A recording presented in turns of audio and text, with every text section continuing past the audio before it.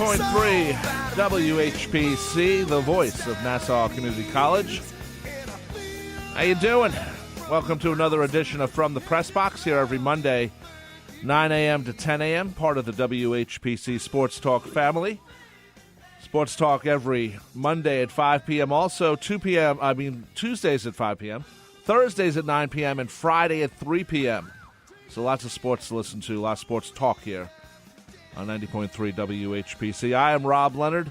Joining me, of course, is my brother and award-winning sports writer. Yeah, he's won some awards. Welcome, brother Tim. How you doing, brother? Tim Leonard. Tim Leonard. How you doing? Well, who else would you be? Well, you're my brother. I said brother Tim. Good that you actually say my name. Okay, Tim Leonard, yes. Do a Google search on him. By the way, some guy named Tim Leonard. An introduction. By the way, some guy named Tim Leonard got busted. He's some representative who's taking illegal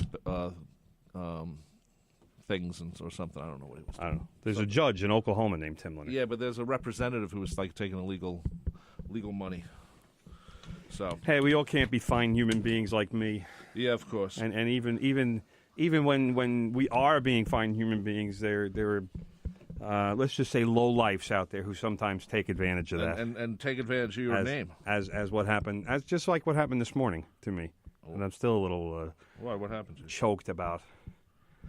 Well, I was coming here on the train, right, and this just absolutely stupid person.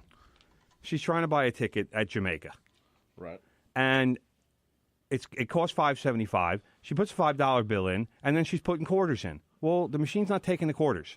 It's not reading them. It's not registering. It just says $5. And she keeps trying to pump quarters in like it's a slot machine. And I'm like, she's got big, ridiculous headphones on. So I finally tap her because she tried it. She canceled her ticket. Then she tries to do the same process all over again, like it's going to change. Okay. So after she does it again the second time, I finally tap her on the shoulder, and I say, hey, it's not taking the quarters. I said, here, give me 4 quarters, and here's a $1 bill. Well, she takes the $1 bill. She puts it in the machine. She hands me 4 dimes and starts to walk away. And I'm like, yeah, excuse me, how about those 4 quarters? And there's a woman, because it's like people on 3 lines, there's different machines. A woman actually stopped her and said, hey, you owe that man some money. He was nice to you. And she just walked away. Did you get her money? No. Why didn't you follow her? Because I had to buy a ticket. I had 4 minutes or 3 minutes to my train. And I'm like, and 3 people were nice enough to say, don't let that spoil your day. And I'm like, it did already. What an unmentionable word. What a profanity I can't use on the radio. I would have chased her down, brother. Well, I'm not going to chase somebody down over. I would. Over a few cents. But it was just rude. It was more the fact that here I am doing something nice for her to get her on her train and get her on her way, and to help the other people who are waiting for this moron who can't figure out how to use a vending machine. And no, thank you. No, here's the money. No, anything. Machines. That's why I hate the machines. And I'm just like, it was infuriating. Too many stupid people out there. Just acknowledge the fact that I did something nice for you. But you should have said when she gave you the $1, where are my 4 quarters? I did. You should have said, hold it. People are stupid. Well, you can't help that. So, but anyway. Thank you to the people who at least took the time to acknowledge my good deed. And hopefully karma hits that person. Instant karma's going to get him. Anyway, brother. Like I said, a bunch of words I can't use on the radio. Giants and Jets also had words that we can't say on the radio. Well, we can say that. They were put crap. On them. They were crap. We can say that. Because they both lost. Though they were close games for the most part. But the Giants should have won. There's no. It's the fact of the matter is the Giants were not beaten by the Philadelphia Eagles. The Giants lost that game. Yes. So that was a big difference than what happened with the Jets. The Jets, there was no way they were ever going to win that game yesterday. And the fact that they stayed with the Patriots for 3 quarters was something of a moral victory. I know that professional athletes don't get into the whole moral victory thing, but yesterday, considering Josh McCown was starting, Right. and that's you figure that's not going to go well. Well, think about it, Tim. Last year he played well. He did, but and I'm thinking of like the year before I'm with Ryan. I'm talking about reality here now. I'm thinking about the 2 years earlier, when Ryan Fitzpatrick played well, and then the next season he was a hunk of crap. So, it's weird how it's in a way copying itself. Well, not really, because you can't put it all on McCown because he's got nothing around him. That's true. I mean, let's face it, Sam Darnold hasn't played well since maybe week 3 or 4, so you can't just say that it's all on Josh McCown. He's got the same guys around him as Sam Darnold does, right. and the same guys that are helping Sam Darnold look really bad. So it's a matter of how the Jets are built as a team, right? And that's the biggest problem. So, I mean, the fact that the Jets lost, was it 27-13 or 28-13? I forget. No, 27-13. Yeah, 27. I mean, the Patriots got the Julian Edelman scored a 21-yard touchdown to break the 13-13 tie late in the third quarter.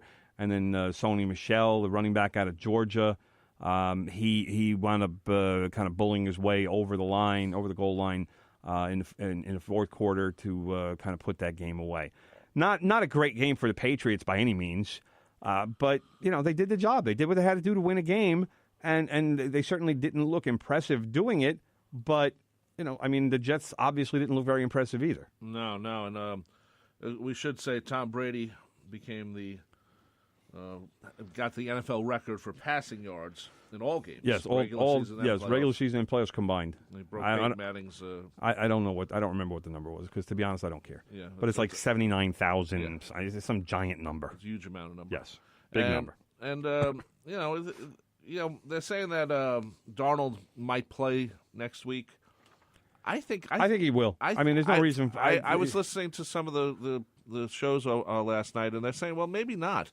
And part of the reason might be is why, if you're not fully healed, when the season does not matter. Well, if you're not healed, no, hold it, brother. Go ahead. You had for like 6 months a major foot problem, and that didn't heal. Longer than that. Yeah, it didn't heal the way you want it to, because feet don't heal because all the pressure on them. Because we that's walk. Part of it. He had a walking boot. He was in a walking boot. And in a walking boot, helps, but the foot sometimes doesn't go the way it goes. Well, but he wouldn't be practicing if he wasn't 100% healthy. Right, but you could practice. It's another thing to play. If you have to run out of the pocket or get smashed. Believe me, he's going to be tested, and he's going to be evaluated. If I was the Jets, I would say, you know what, we're going to give him one more week off just to make sure. Because this is your future. You don't want your future to get hurt again, and then God knows what happens down the road. Believe me, brother, the Jets are not rushing Sam Darnold back.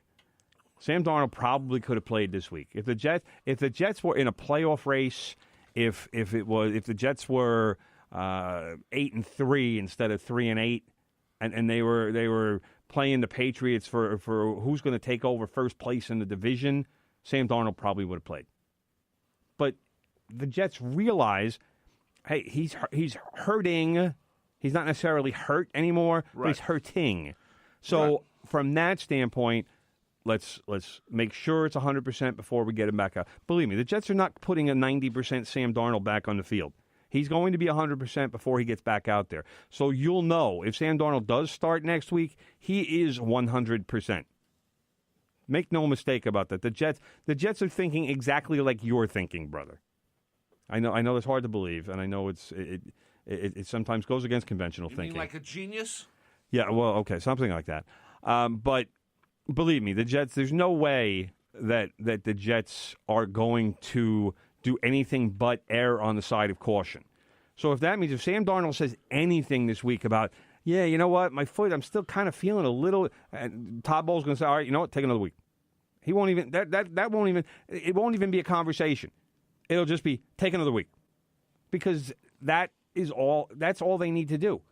It's not about rushing him back or trying to get into a game. Everybody knows the games don't matter anymore. The Jets are what, 3-8? They should be giving like free meals to everyone who comes to a game from now on. Well, here's a voucher for $15. I know you would enjoy that, brother. Here's a couple of hot dogs and a beer. Well, maybe not for 15. It's probably more than that. But Yeah, much more. But the beer is 15. They should do something along those lines because this has been a bad season, and the Giants have had a bad season too. They both were misdiagnosed at the beginning of the year of what they thought might happen to this team. Well, I don't think the Jets were misdiagnosed as you say. I think everybody knew that this was going to be a year of struggle for the Jets and a year for Sam Darnold to learn his craft, as they say, and undertake the process of becoming a legitimate NFL quarterback. I don't think that anybody had any kind of inclination that the Jets would be anything but that. They Right. did nothing to improve their offense, or almost nothing. I mean, they got Isaiah Crowell. That's about it. I mean, that doesn't all of a sudden make you a playoff team getting a running back who's been with a couple other NFL teams. So, I mean, like, we've been talking about this for the last few weeks. The Jets' main offseason and their main step to becoming a good team happens this offseason. This summer is going to be the time where the Jets have more than $100 million to spend on free agents. They are going to spend most of it, as far as I know, I can't imagine them not spending it, because if they have it to spend, you should spend it. So from that standpoint, this is going to be the big offseason for the Jets. Now, as far as the Giants go, this has been the big topic of conversation for the Giants is, did they make the right draft pick? And, should they have taken the quarterback?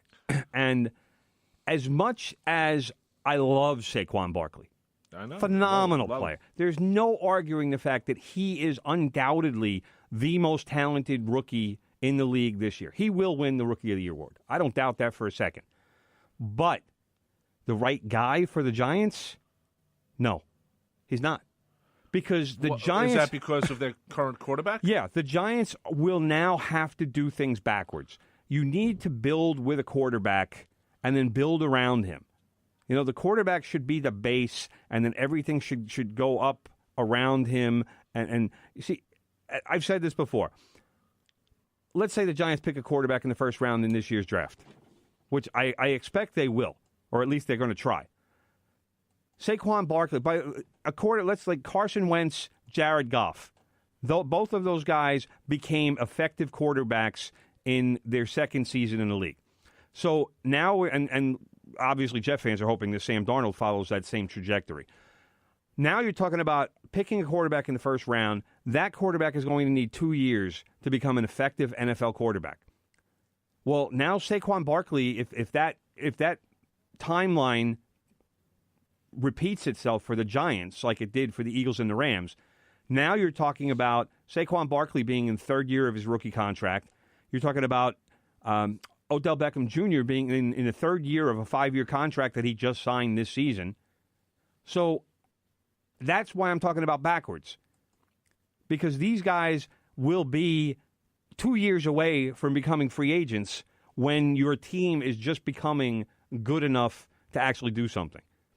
And you'll still have that quarterback at a reasonable price to actually do something in the playoffs and possibly win a Super Bowl. And that's how teams do it in the current NFL, is you need to win with an inexpensive quarterback, because when you're talking about quarterbacks who are being paid like Eli Manning and Matt Ryan and Aaron Rodgers and guys like that, they're all making, and Kirk Cousins is making $28 million a year. I mean, the best quarterbacks in the league right now are making anywhere between $25 and $30 million a year. And that takes such a massive hit out of your salary cap, it makes it difficult to construct a team, a balanced team to be able to win a Super Bowl. I know. And that's why the Rams are one of the favorites to win a Super Bowl. That's why the Kansas City Chiefs, with Patrick Mahomes, a second-year guy who's not making a lot of money, that's why they are one of the favorites to get to the Super Bowl. The only reason the Patriots are able to maintain themselves as one of the top teams is because Tom Brady doesn't take as much money as other quarterbacks. Brady's making something like $16 million a year, which is great money, don't get me wrong, but